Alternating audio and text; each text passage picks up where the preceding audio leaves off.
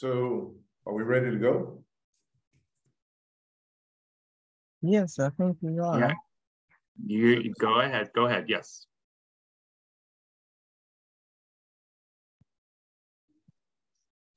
So Russ, are you going to introduce us? Yes, I was just waiting for a go ahead here. Hi, I'm Russ Skiba, Professor Emeritus at Indiana University and former director of the Equity Project at Indiana University. I am so pleased to have you join us today for the second installment of the Indiana Educational Equity in Indiana initiative. This one will be on closing the gaps, cultural responsiveness in Indiana's schools. This is part of a larger initiative. Many of you, I think, were involved with the effort to fight against educational censorship about race and racism in the spring. ISTA was a leader, and in fact, ISTA, NAACP, and all of the organizations represented here today, the PTA, University Alliance for Racial Justice, all of those organizations were successful in being the first red state in the nation to push back one of those bills. I'm very proud of the fact that those organizations remained together and made a commitment to addressing educational equity in Indiana on a long-term basis. The decision was made to focus on 3 areas for the upcoming legislative session. Last week, there was a focus on universal pre-K. This week, we'll be talking about cultural responsiveness in Indiana's districts and schools. And in the next session, we'll be talking about teacher retention and teacher recruitment and retention of teachers of color in Indiana. I'm very pleased to have on today, exceptionally pleased to have on today, some of the most wonderful champions for educational equity that I know in Indiana, indeed, that I've met across the country. It is just an honor and a privilege to be working with these folks.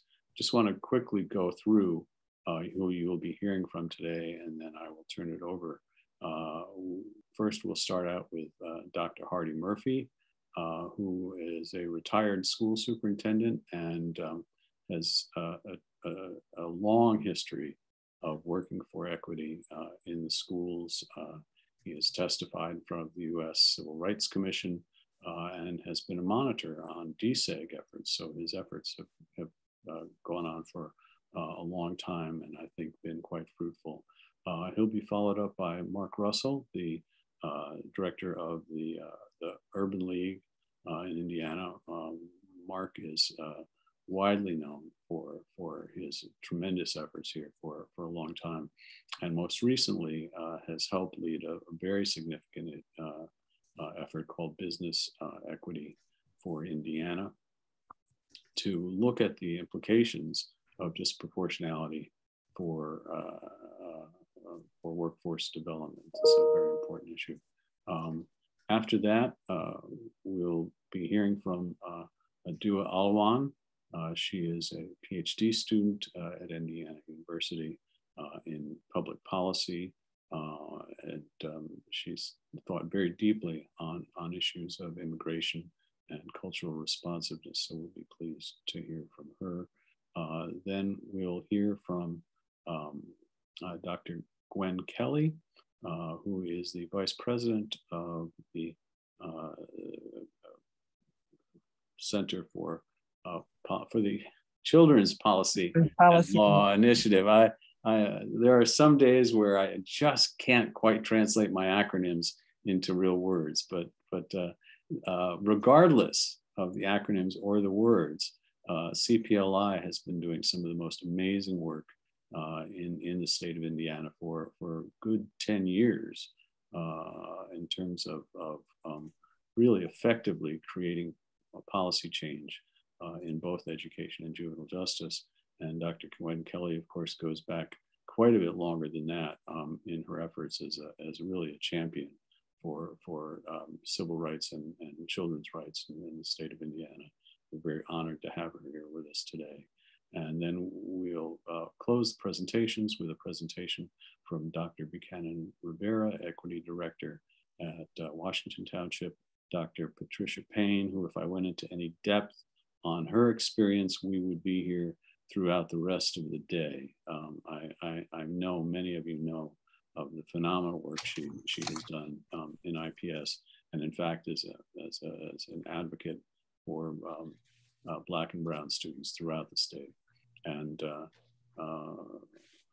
I am leaving out Dr. Harris, who is also an equity director with Wayne Township, and has been really a strong voice. It's been a pleasure to work with her.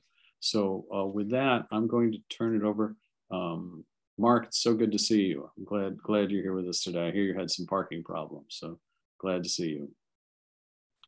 So with that, I will turn it over to Dr. Hardy Murphy, who will start us off by talking about what cultural competence currently looks like in state statute.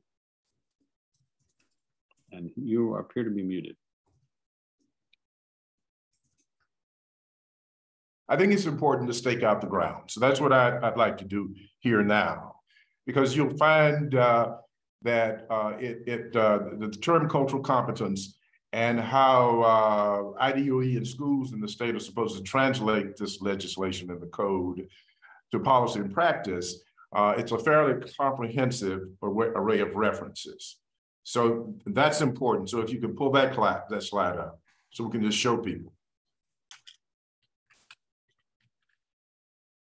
All right, Dr. Murphy, unfortunately, I didn't get the slides this morning, so. All right. So what you'll do is if you'll go to the code, you'll see a number of references to the idea of cultural competence. They define it. They talk about how you develop it in teachers. They talk about ways of assessing whether or not the gap between what we want in terms of cultural competence, in terms of how people relate to each other, the educators and students in the schools with their families and communities. All of that is in the code. And I think that in this, if you go through it and look at it, I mean, it's multiple pages, and reading legislation that's pretty dense, sometimes can be a task. But it is not as if this idea is neglected in state legislation. And I understand Gwen and others, Pat and those who've been around doing this work for a long time, fought long and hard to get that in the code. Then from the code to the Department of Education, you'll also see, we've also compiled where this shows up in our, the template for school improvement plans. And there are some schools that it addresses a little differently than others. When you start talking about schools that are on the state list because of lack of achievement and lack of graduation, that's a particular kind of school. The reason I'm going to bring this up is because of the grant that the state has led with IUPUI. Then there's another group of schools where they are targeted because of the lack of achievement of their subgroups. So the plan kind of treats those schools very differently, but it requires professional development. It requires an assessment. Okay, back to the code. This slide here, this is where you'll find cultural competence in the state code. I just boiled it down to these references to show people here that it is in the state code in a fairly extensive way. So it goes to definitions, what the corporations need to do to establish culturally responsible climates, guidelines for teacher education, what the colleges and universities are supposed to do to prepare teachers for cultural competency. And then they talk about in terms of the behaviors, attitudes, and policies. Then it talks about materials that have to be developed by the IDOE. And that's an important thing to then go to the second slide.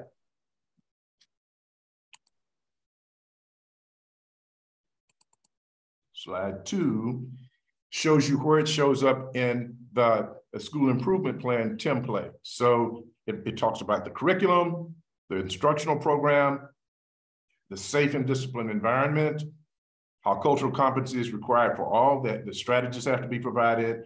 And then it talks about working with parents in a culturally responsive way. So now if you remember, the IDOE was directed by the state legislation to in fact pursue this. So now if you go to the third slide, slide 3, they actually let out a grant. IUPUI received this grant to develop and train people in 300 schools across the state. The grant's roughly $500,000. They talk about it to provide services to 300 schools, talk about 4 strands of professional development, trainer relationships across the state, developing professional learning offerings, webinars, regional seminars, and virtual coaching to support team leaders at the schools. There is another way, and that's through the DISPRO grant. And then Russ, I know that you managed that at one point in time. And with the DISPRO grant, offerings are out there for schools with students with disabilities are overrepresented in certain categories and in disciplinary sanctions. Now, all of this is good. However, nearly all of it is voluntary. And the development of team members across the state, the development of materials, unless these things occur in a very assertive way, with assertive direction from the IDOE, and especially those schools that are struggling with this most, there really is no accountability or consequence for not engaging with these materials or this process.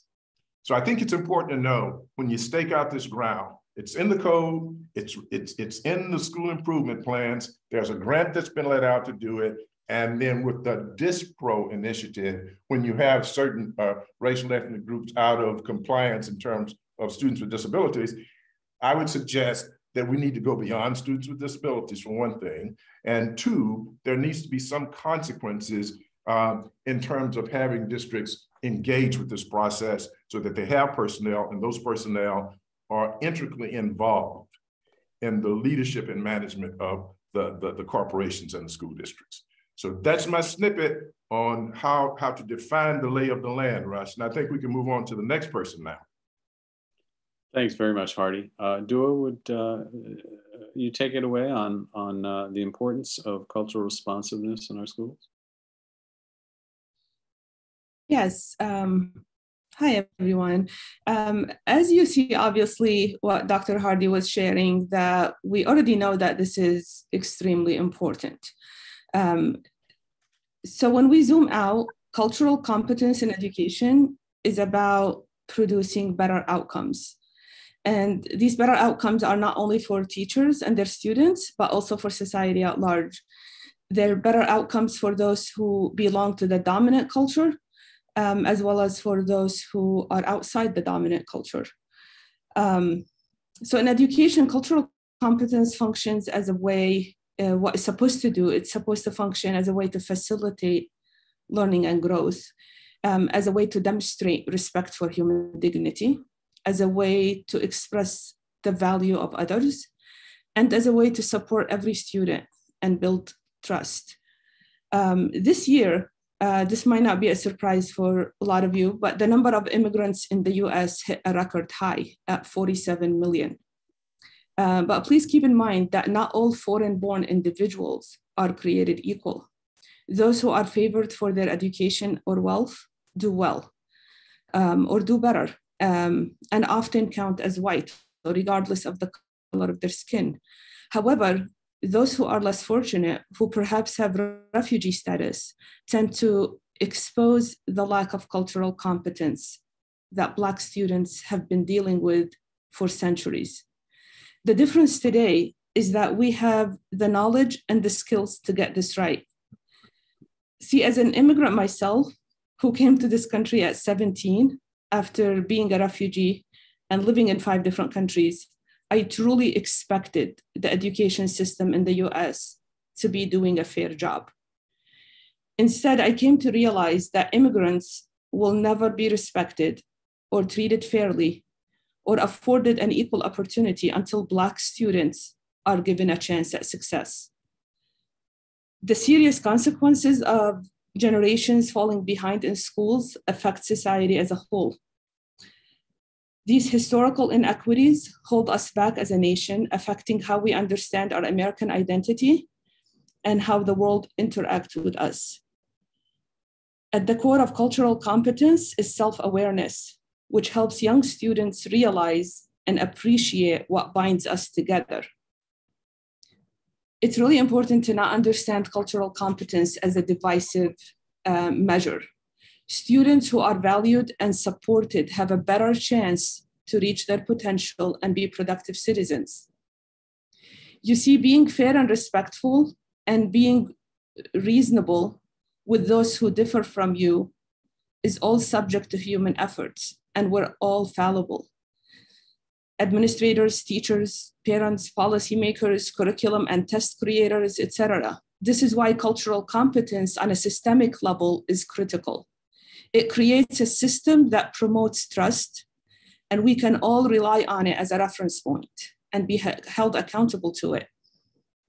And until we can consider cultures outside the dominant culture as complementary, like bonus cultures, as a source of strength, cultural competence is not there yet. So when we ask, what do we know about cultural competence in education? The answer is that it has never been adequate. The many efforts that exist today often long for systemic support. So systemically, we can support good efforts, we can recognize intentional work, and we can share resources, and we can have accountability measures to do better. Thank you.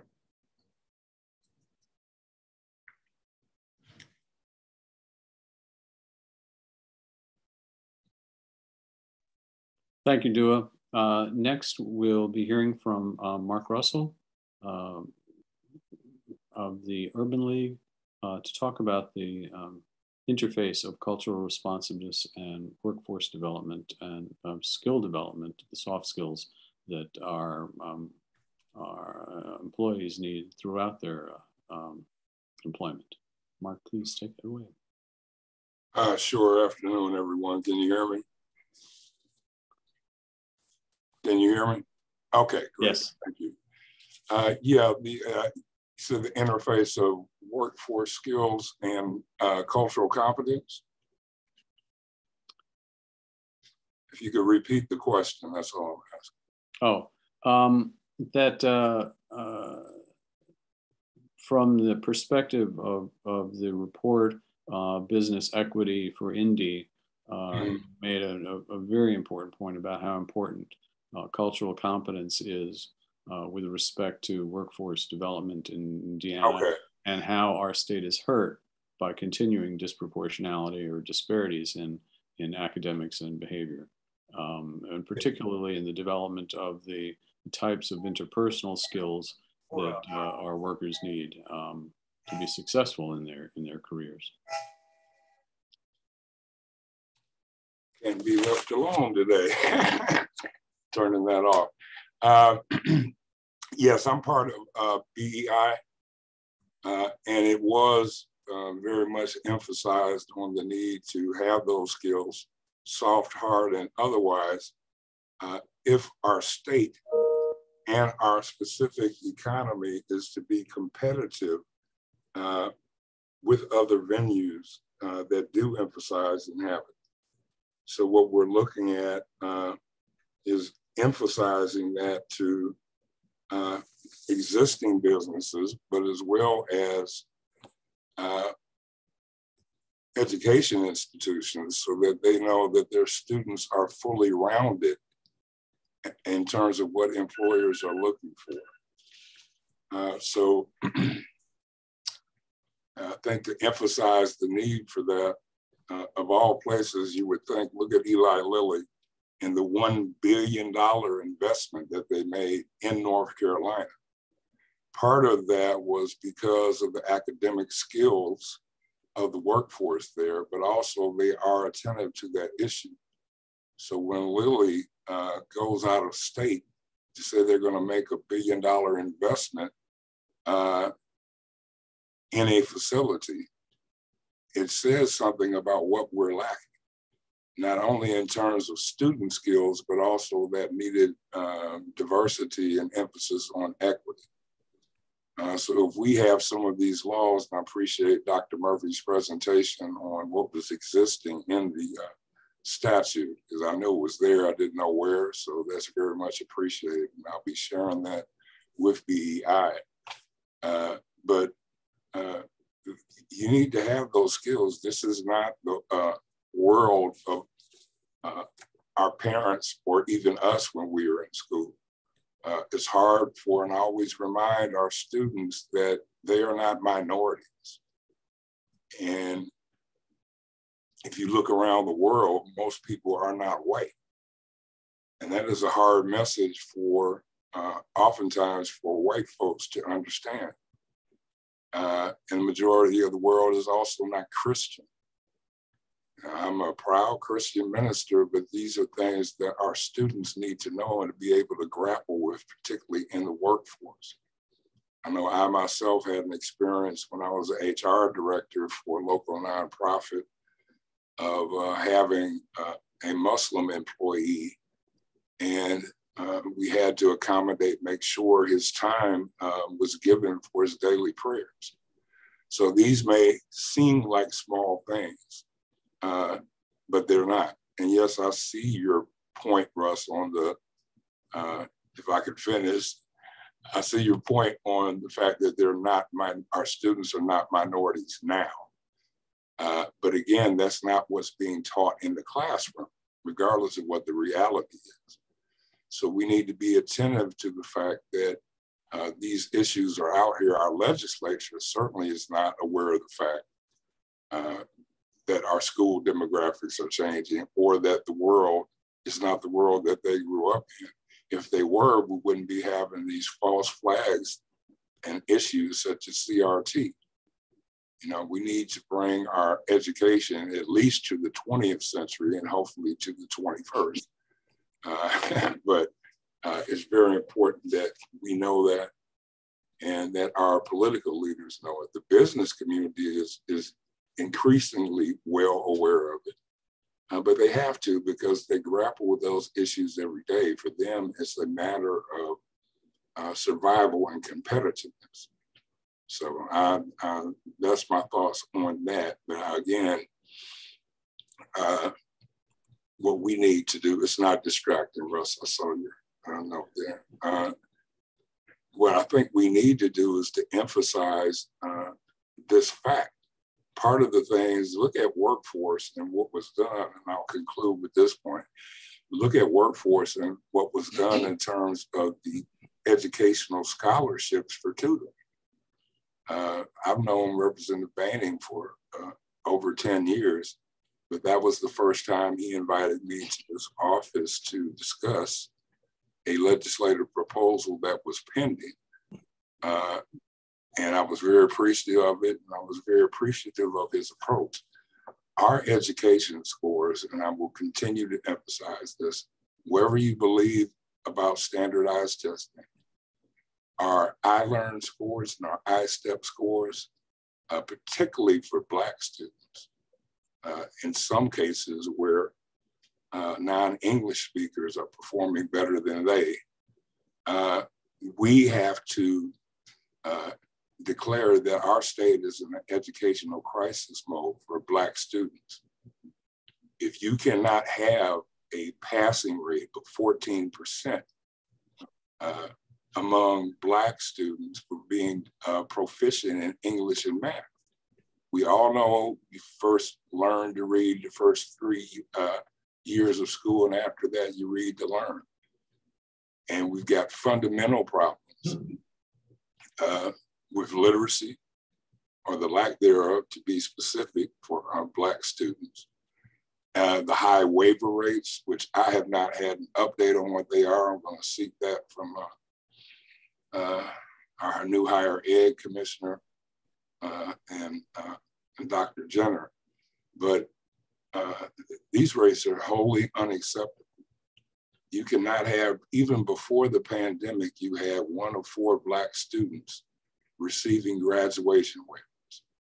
and it's probably double that now. And this is particularly true for Black males. So we have to deal with these issues and recognize them as the crisis that they are.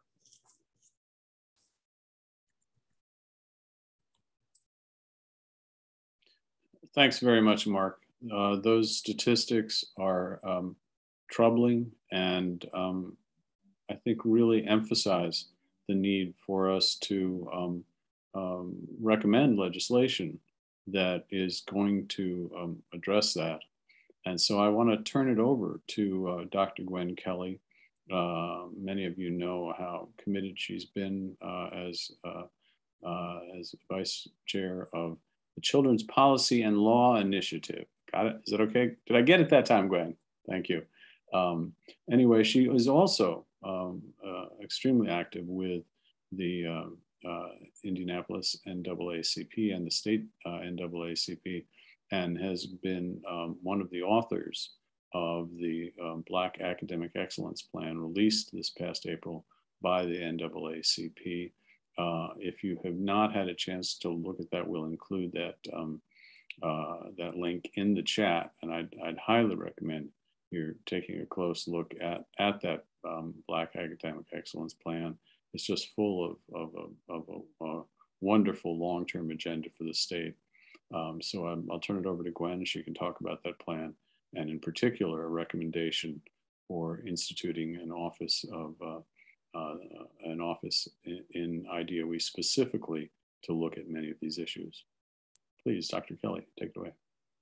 Well, thank you, Russ. It's a pleasure to be with everyone today and to be with this distinguished group of people who have dedicated their lives to making a difference for all children. And we use the term all children.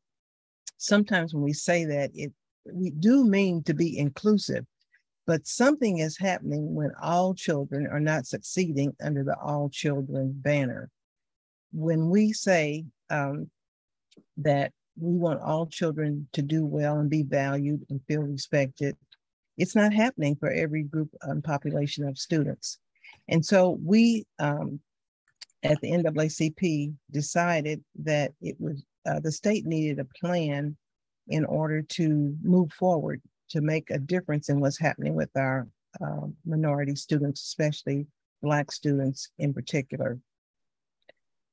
As a member of the NAACP, a special committee has been meeting with Dr. Jenner, and even before she became the superintendent of education, several of us met with her. And what has happened is that every time there's a change in office at the Department of Ed, we see a new need to go back and plow the ground again and say there are laws in place for cultural competency. There are expectations that we want our children to do better. We have had a cultural competency committee, and it keeps getting restarted and restarted based on having new people in office. And so the need for an equity office that is a permanent institution or division that is implemented by code is a necessity. So let me talk first about the Black Academic Excellence Plan, which is an answer to the state not having a directed plan targeted at our Black children in particular in raising opportunity as well as access. This year's test scores indicate that 19% of our children, Black, passed ELA and were proficient. In math, 14%. And although it was a 2% increase in both years from the previous year, it's unacceptable. Our highest performing Black average is lower than the lowest performing average of any other minority group that is represented. And we have come to the United States, my people, in an involuntary manner. And so immigrants come, our Hispanic population in particular, they're scoring higher than we are. You know, we have African students who are coming here and they're scoring higher when you break down. I'm starting to hear reports that their scores are higher than the children who have been born here in this country and still are not able to meet the average expectations of passing proficiency. When we first started talking about, this is years ago when I was working at the Ed Center, we were talking about state standards and the test taking, and we were told that the state standards are the lowest level. I mean, this proficiency means that you have reached like the minimum level to be ready to move forward to the next grade level and to have those skills. And we have made that low bar like it's so unattainable for our Black children, but it's not. I heard Mark say, no matter what you think about testing, because some people think that we should do away with testing, but we're not saying that. We're saying that we need to look at it differently and that our children can achieve without lowering anybody else's expectations for what should be the maximum that they're achieving at a proficiency level. So I'm going to talk very quickly about the Black Academic Excellence Plan. It has 3 parts to it. The first part talks about foundational principles, and it's a push to change mindsets about all children should feel valued and have opportunity to access, and that the data should be user-friendly so that anyone in the community can access it and understand where we are and what we need to do in order to improve. The whole idea of high expectations and believing that our children can achieve is crucial. Our children have to be taught grade appropriate materials. How can they move forward and pass a state test if they have not been introduced to the materials that are grade level appropriate? You've got to believe that our children can become independent learners versus school-dependent learners where we're spoon-feeding them. And we've got to help all children become problem solvers and critical thinkers. We also want to raise, deliberately work to raise test score results in the double digits. The state has set a standard. We say keep to the mark that the state has set and meet that goal with the ESSA plan. We want our students to know their heritage and self-identity and to use their skills and talents. So that's the first part of the plan. The second part has 4 key steps, and one of them is to have the Office of Equity that we've been talking about. Another one is to continue with the cultural competency committees and the ethnic studies committees that are legislative. And the committees, though, will help to make sure those were implemented across the state.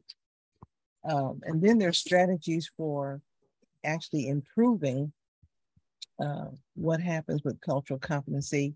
And the 15th strategy, there are 15 of them, but the last one is about making sure that the cultural competency plan that every school must have, that should be part of the school improvement plan that Hardy talked about, that every school is including strategies that we know are research-based and effective.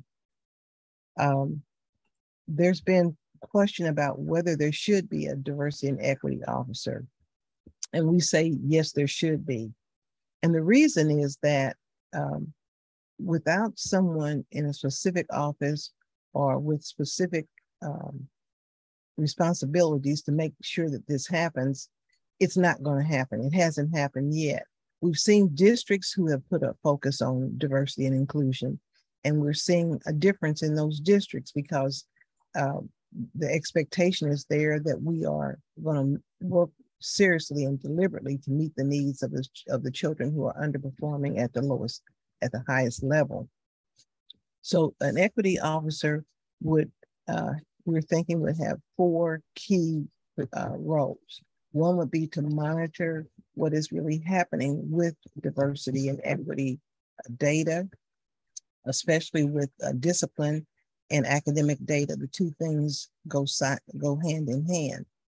And working at the equity project with Russ in years past, we were able to go into schools and look at what was happening with the students with disabilities.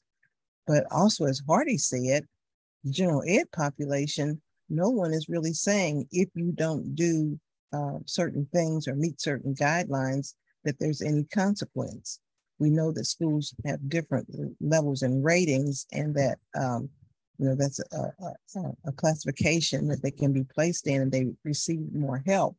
But we want specifically looking at children of color, Black children in particular, to have this extra support that they need, and for that to be monitored, and that the data be readily accessible so that it's accounted for on a regular basis.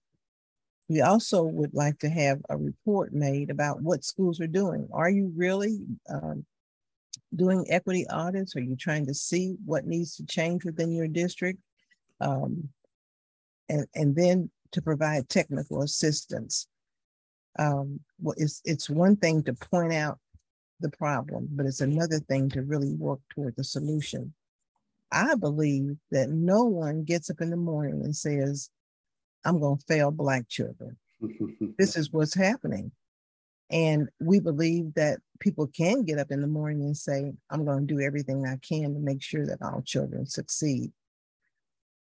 So we're really pushing toward legislation to be implemented, that there will be a division, and it would include some workforce development ideas, because if you do not have a solid foundation for academic success, how will you have a job that will afford you and your family the security that you need in the future to come? So I said that the report will be available. The link, it's ndnaacp.org. All of our state branches will be contacting superintendents within their areas to talk about the plan. And we're planning on making several visits with school boards and school superintendents to make sure that they have seen the plan and are sharing it. But at the core, our foundational principles, which many people create documents and they have a foundational framework for why they put the plan together. But we believe that when hearts and minds change about the value of our children and the brilliance of our children, and people really begin to embrace that and to break down stereotypes, then we know that we'll see some changes. And I just wanted to add to what my good friend Gwen said, and thank you for clarifying about not necessarily opponents of standardized testing, but wanting some issues and accommodations clarified. I appreciate that. Mm-hmm. But again, there's some fundamental things we have to look at. One is not accepting mediocrity. So even before COVID-19 and the associated learning loss there, as Gwen pointed out, our standards aren't necessarily high A+. So if we're having trouble meeting minimum standards, there's a real issue of, just look at it from a taxpayer viewpoint. What is the return on my investment for public education, and how much if that is of the state's budget? Not when my students, all of them, not just Black students, not when my students are not performing, but particularly Black students. High expectations, high results. That's how I was brought up. And I think more kids need to quiver when they get their report cards and they have a C like I was raised. So you may not all agree with that. But parents need to demand, one, that they get a return on investment, two, that their children are educated. These are basic things, and going back to ESSA, and a lot of the NAACP plan is predicated on the belief that ESSA is going to be implemented. Yes, we need an officer in the State Department of Ed to monitor these things, because if they're not measured, it doesn't matter. So having it in law is meaningless if it's not measured and there's not consequences for those assessments and associated interventions. So thank you, and I'll shut up. I'll add that to what Marcus said. The cultural competency law has been in place since 2004 and never fully implemented by every district across the state or every Department of Ed that has been in operation since 2004. We have to, in fact, at one point when we went to the DOE and talked about what are we going to do about this, they had to scramble to find out what the code actually said about cultural competency. And so our plan does list the bills that have been enacted that Hardy talked about at the beginning. So when you go there, you'll see a section in the appendix that lists all the current codes related to cultural competency.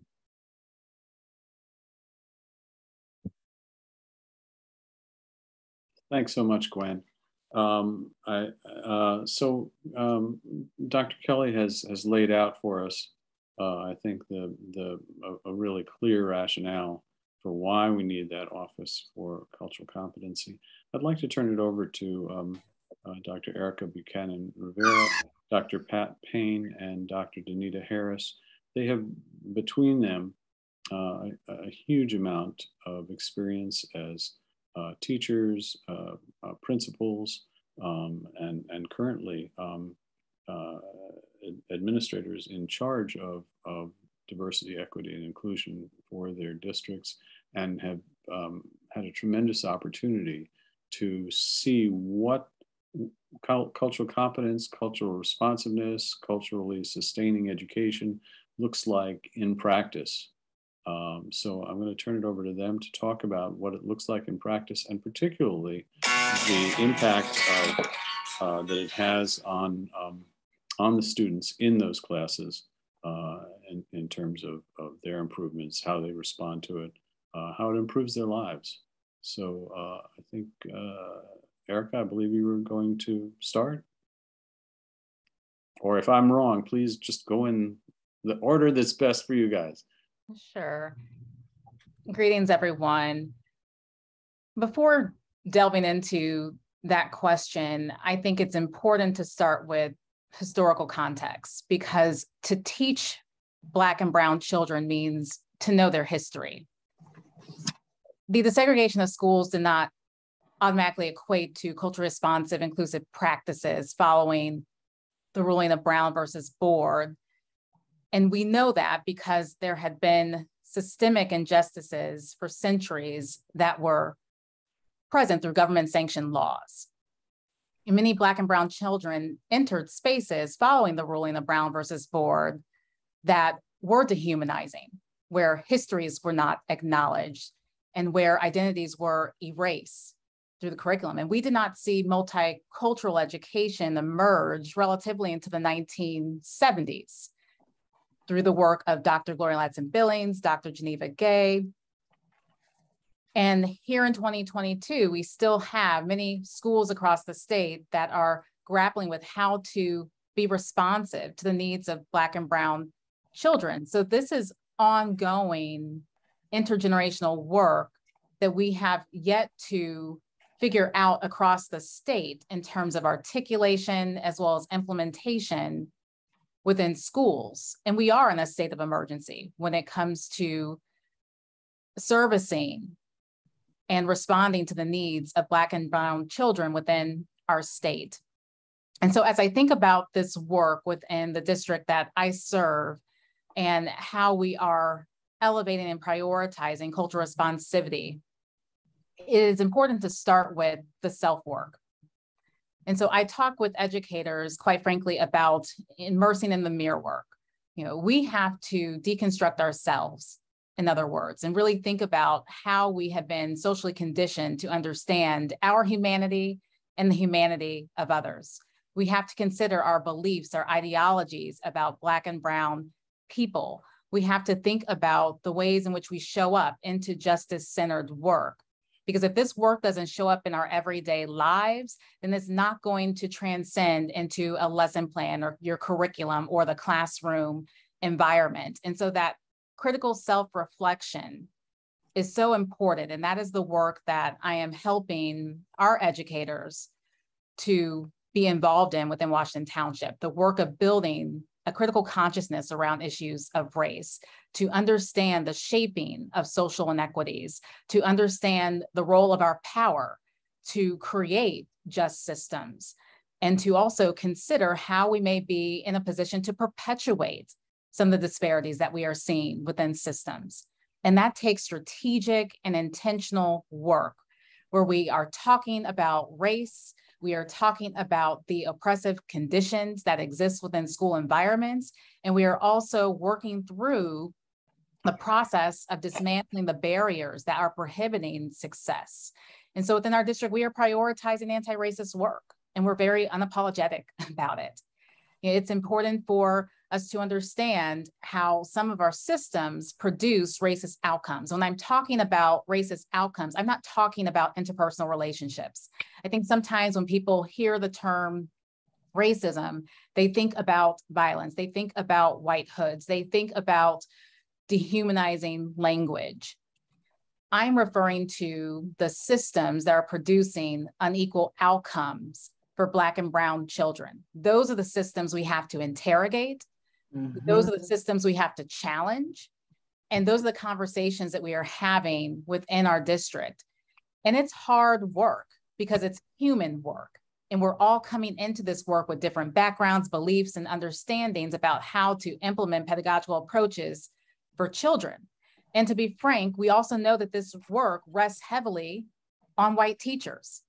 More than 80% of the field of education is comprised of white educators who are put in a position to teach Black and Brown children. And so it is imperative for our white educators to also go through that process of deconstructing themselves, to think about how they are showing up into justice-centered work, because we have to ensure that our students are in spaces where their identities, their cultures, as well as their histories are affirmed. And within Washington Township, we're prioritizing social emotional learning to ensure that we are providing room and space to focus on wellness, to focus on collective healing within schools. Additionally, we're thinking about the power of community and learning partnerships.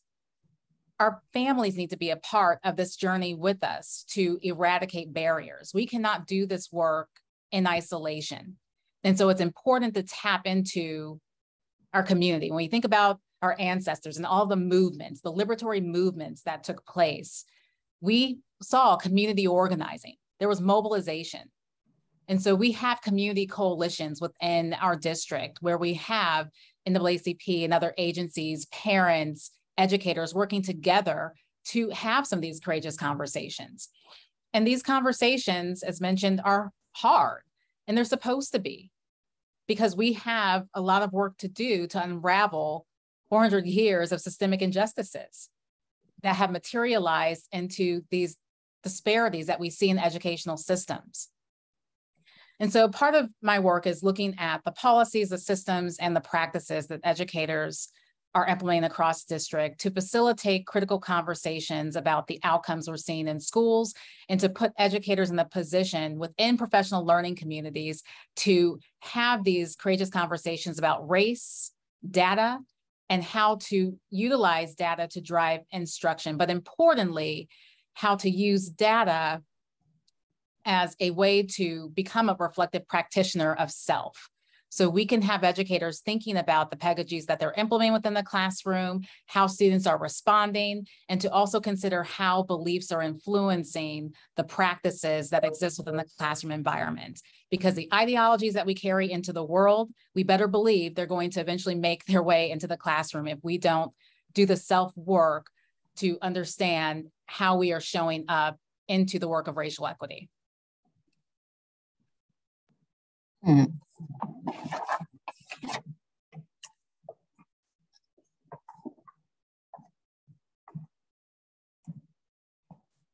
So I will pass the baton to one of my colleagues or mentor, Dr. Payne.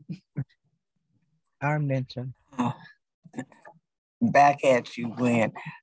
Dr. Buchanan Rivera, I am so proud of you.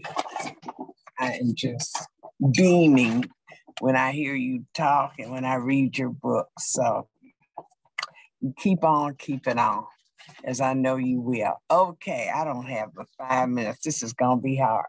So what I'm going to try to do is bring these slides up, which I can rarely do. So let me see. Let me see. I think this is it.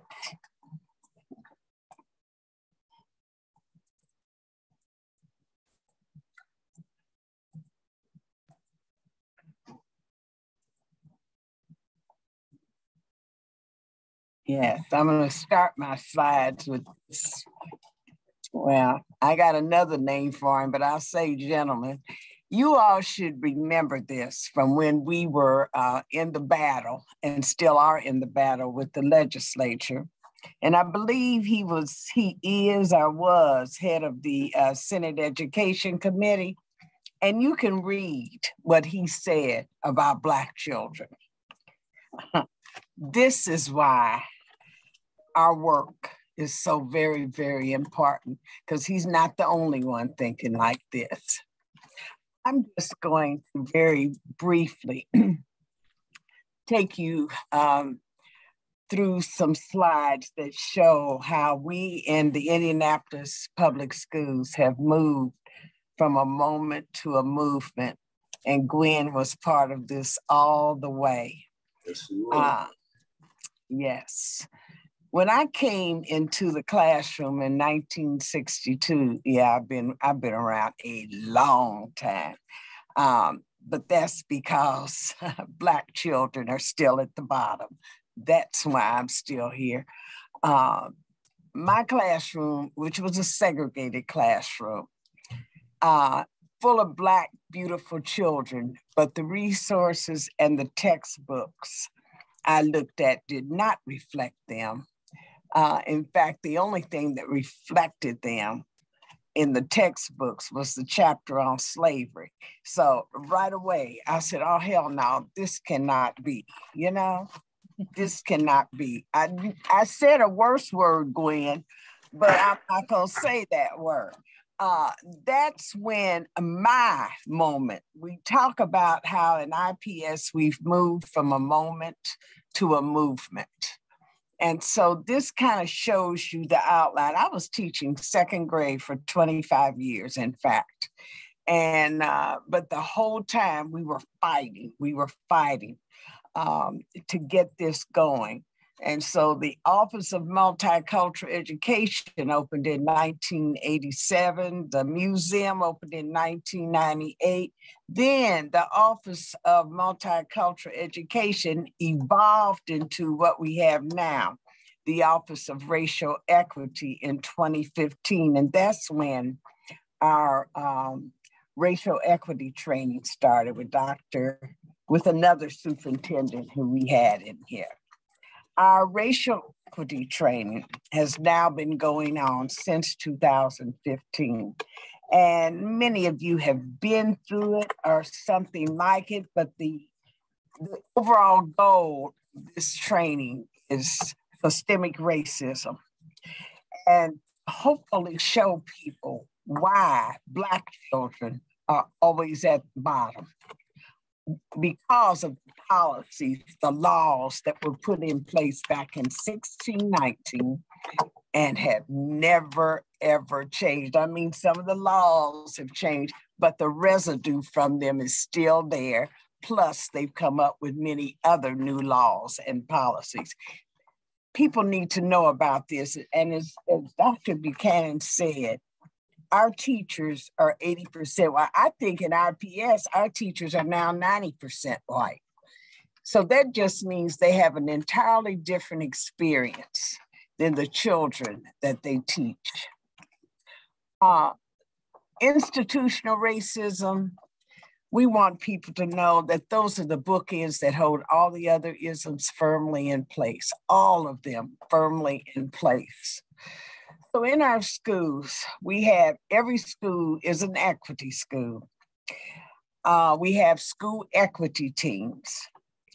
And these are the people that we work with to hold the work together following the training. I mean, that 2-day training is very, very powerful. But I tell them the whole time they're in there getting this information, their belief systems are fighting every word they hear, because your belief system and mine are very content to be as corrupted as they have always been. So that was 2020. Our racial equity policy, named 1619, in fact. That is the name of the policy because we want people to know this. And the words are beautiful, but we are lifting these words off the page and putting them into action. On that same evening, the board passed the Black Lives Matter resolution. And you'll just have to go to the website to see the wording in this. It's very, very powerful. It talks about Juneteenth. It talks about examining the names on all of our schools and buildings to make sure that we don't have racist people at the helm naming our schools. And if so, we intend to change that. It's a lot, but that's dealing with racism takes a lot. Our vision is this: to reimagine an IPS where student academic outcomes cannot be predicted by race and ethnicity. What is up when we know who's going to be at the bottom even before the test is given? We know that Black children are going to be at the bottom. And with all we've done in IPS over the years, Black children are still at the bottom. In addition to all the training, these are, because you got to be doing all these things at the same time. We hold monthly conversations on race at every principals meeting. We've been using Paul Gorski's book, Case Studies. On race. I got it sitting right here, in fact. Case Studies on Diversity and Social Justice Education, an excellent book with case studies in it. All new hires in IPS have to, during the onboarding process, have to go through our training. We have 12 affinity groups for IPS employees so that they can have a safe space in which to talk, in which to be. The latest thing we've done is that we just got this grant from Salesforce, in fact, through our IPS Education Foundation to start training parents, because parents have to be a part of this movement. So on October the 3rd, we will have our first parent groundwater training in equity. It's not the 2-day training, it's the 3-hour virtual training that talks about all the data to help them understand that regardless of where you are, Black children are going to be at the bottom. And this just shows in all of these different areas how in most areas, Black are three times more likely to be at the bottom than white people. And it doesn't matter where you are. Same thing happens in Texas, same thing, wherever Black children are, this is happening. See? And it's just something that people do not recognize or realize. They think it's just happening in RPS or just happening in Decatur Township or wherever Black children are. And so not only do they need to know this, they need to be constantly trying to interrupt this. Dr. Payne. Yes. Forgive me for stepping in, because this is wonderful information. I've heard you present, and I'm always impressed by the work that you've been doing at IPS. We are at the 12 o'clock moment, the 1 o'clock moment, and I think we need to kind of regroup. We have one more presenter, and we need to talk about where we're going forward and how we're going to close this out. So with saying that, I'm going to apologize. And at that same moment, Russ, I'm going to ask you to step in and take us where we need to go from here. But I really appreciated the presentation. Thank you. Okay.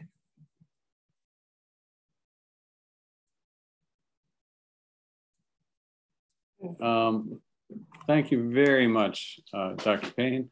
Could we also hear a few words from Dr. Harris about what does this look like in practice in the classrooms and schools? How do you recognize when a classroom or school is being truly culturally responsive and providing a sustaining environment? And what do you see in the kids as a result of that?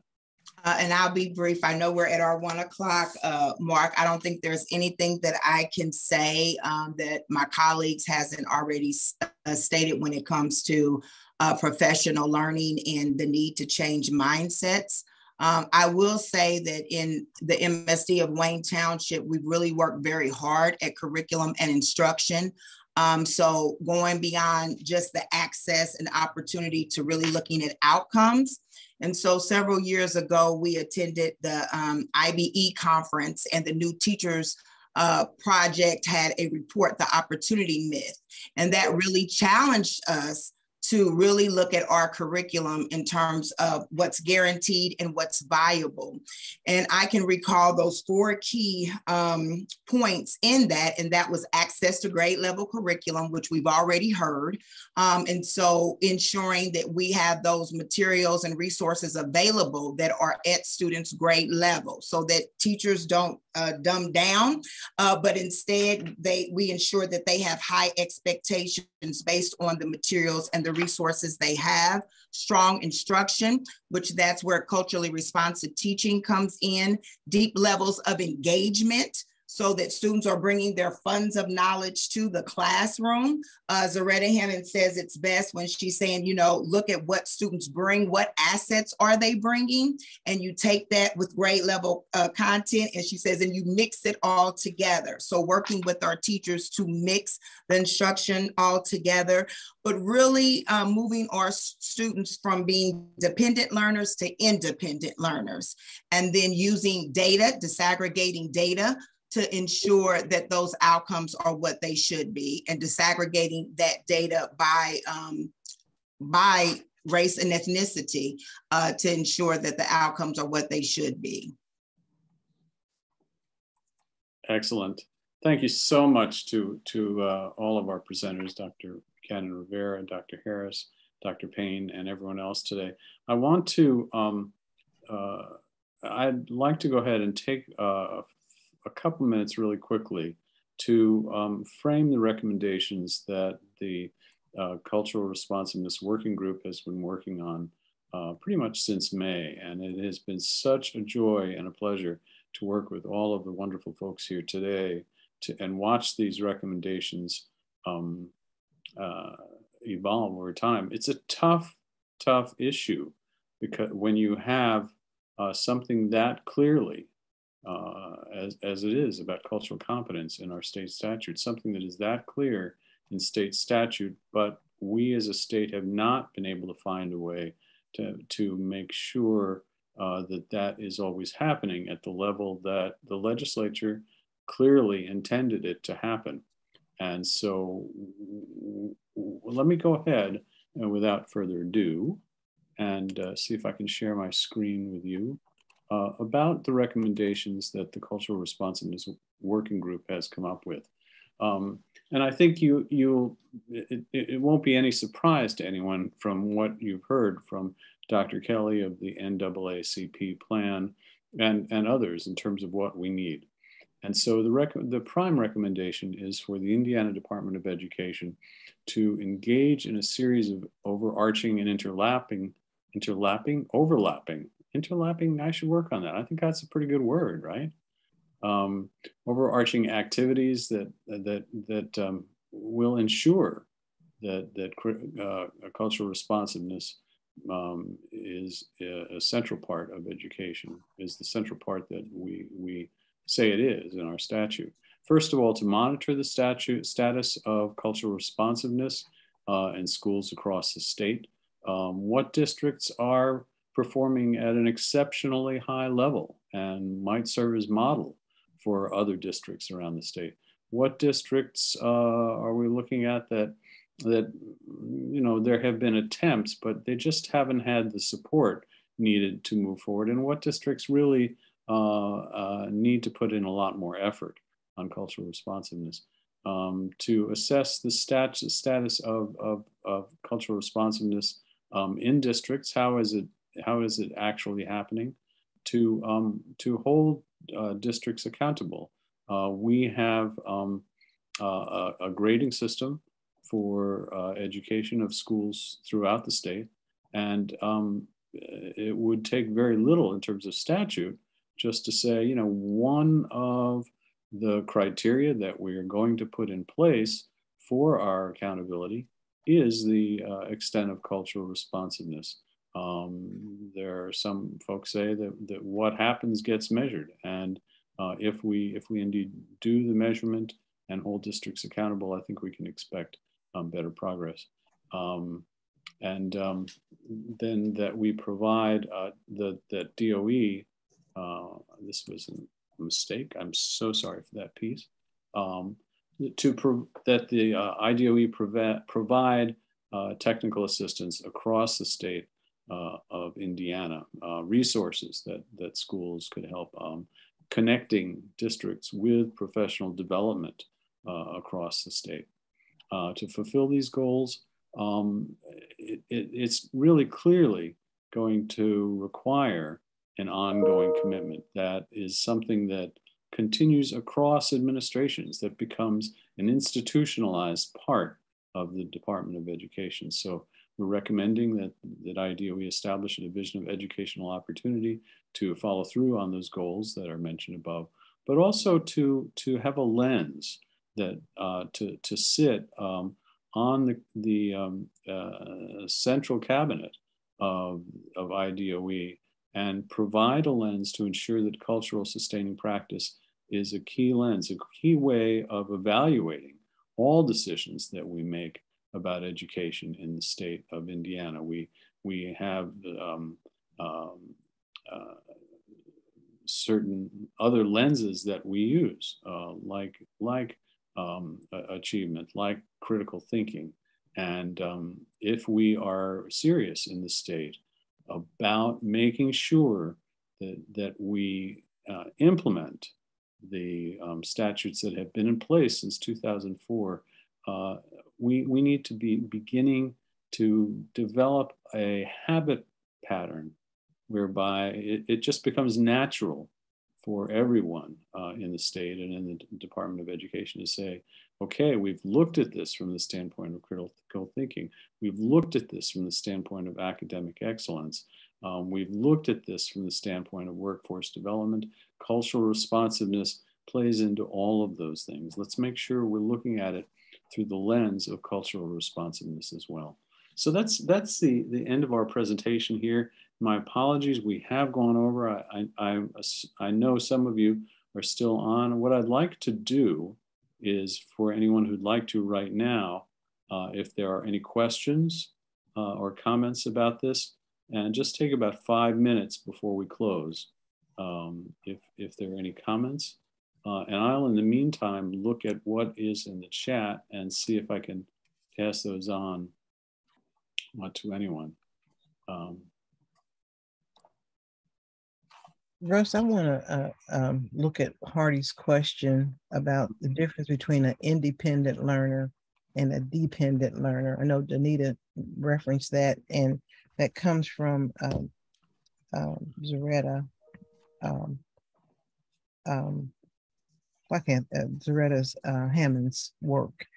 And a student that is dependent on the school doesn't have the skills that they need in order to move forward, nor are they empowered to think that they can actually move forward. They're like stuck. You know, whatever the teacher gives me, that's what I'll do, is what the teacher gives me, and barely moving forward.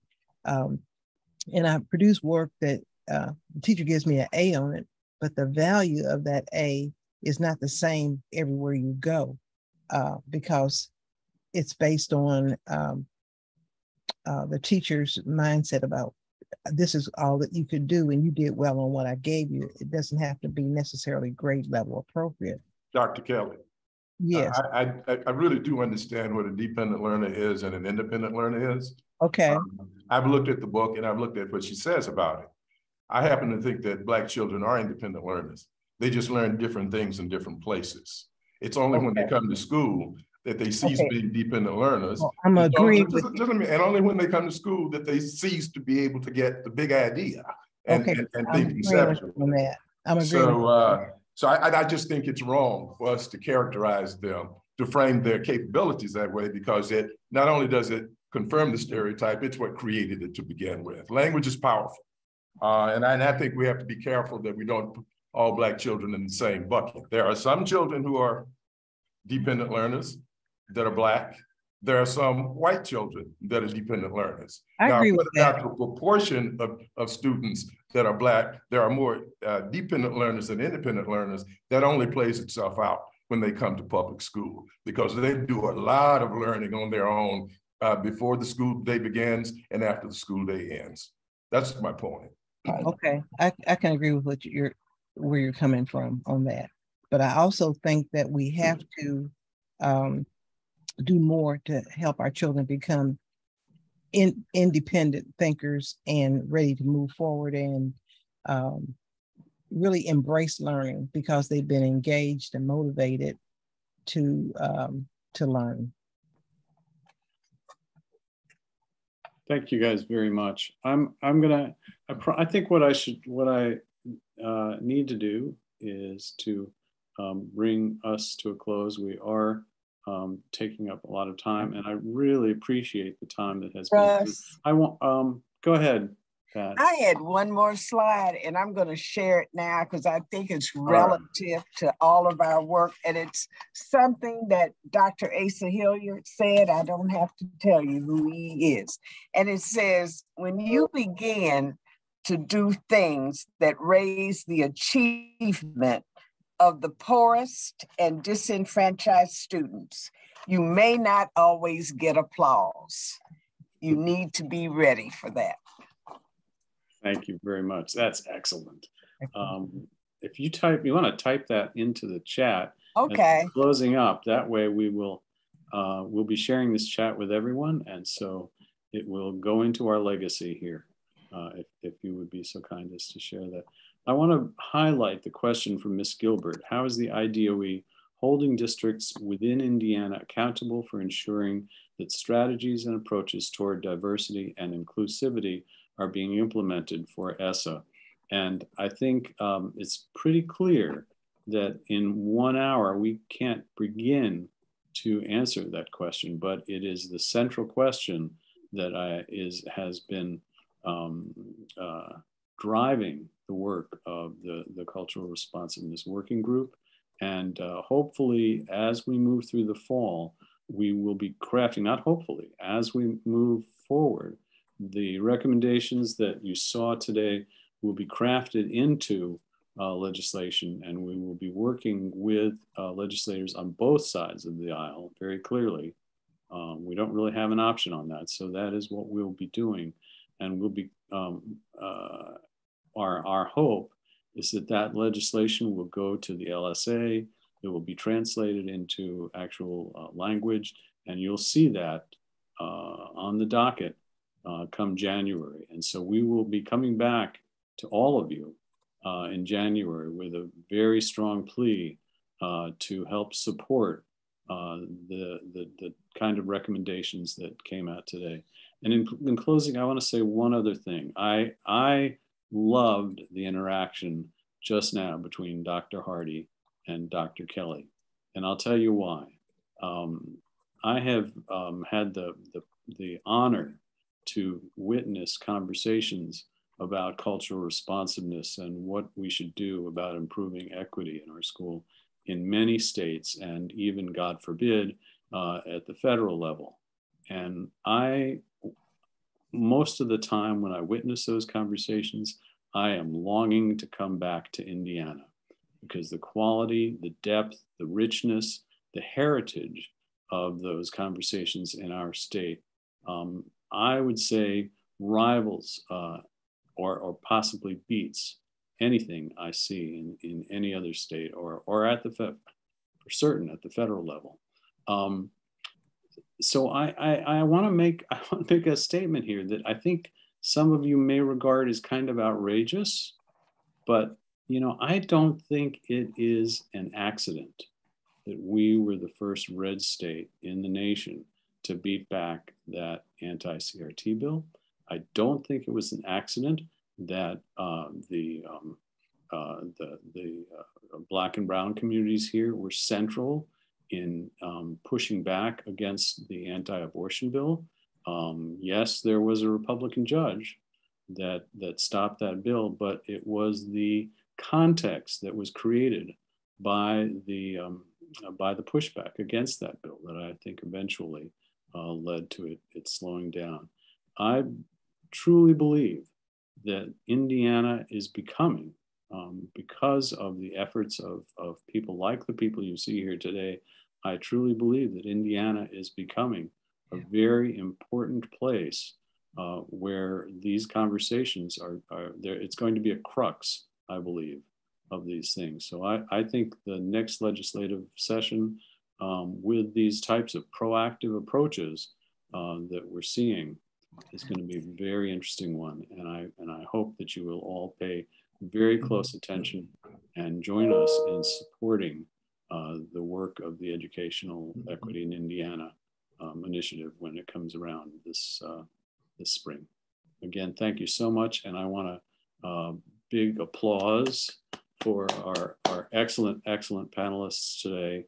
And thank you for all you do, the work of teachers, the NAACP, parents, activists, students, is truly incredible and a lot to be thankful for. So thank you all very much. And we hope to see you again very soon. Bye-bye.